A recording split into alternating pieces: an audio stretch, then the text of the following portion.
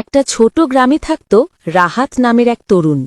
স্বপ্ন ছিল সে একদিন বড় উদ্যোক্তা হবে, কিন্তু বাস্তব ছিল তার একদম উল্টো।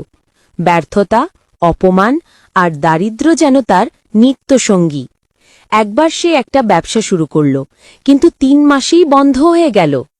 দ্বিতীয়বার চেষ্টা করল, আবারও ব্যর্থ।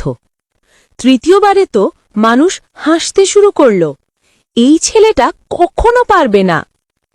এক রাতে রাহাত ভাবল, হয়তো সবাই ঠিকই বলছে, আমার ভাগ্যেই সফলতা নেই। ঠিক তখনই তার মা এসে বলল, বাবা, বীজটা যদি মাটিতে পুঁতে রাখো সে একদিন গাছ হয়, কিন্তু যদি ভয় পেয়ে ফেলে দাও সে কোনোদিন ফল দিতে পারে না।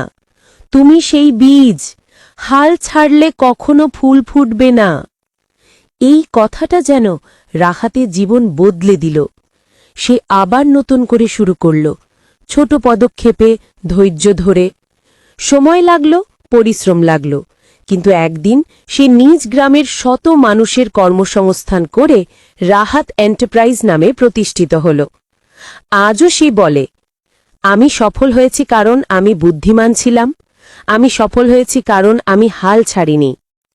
জীবন যত কঠিনই হোক, শেষবারের চেষ্টা কখনো বাদ দিও না। কখনো কখনো তোমার একটা ধৈর্যশীল সিদ্ধান্ত পুরো ভবিষ্যৎ বদলে দেয়।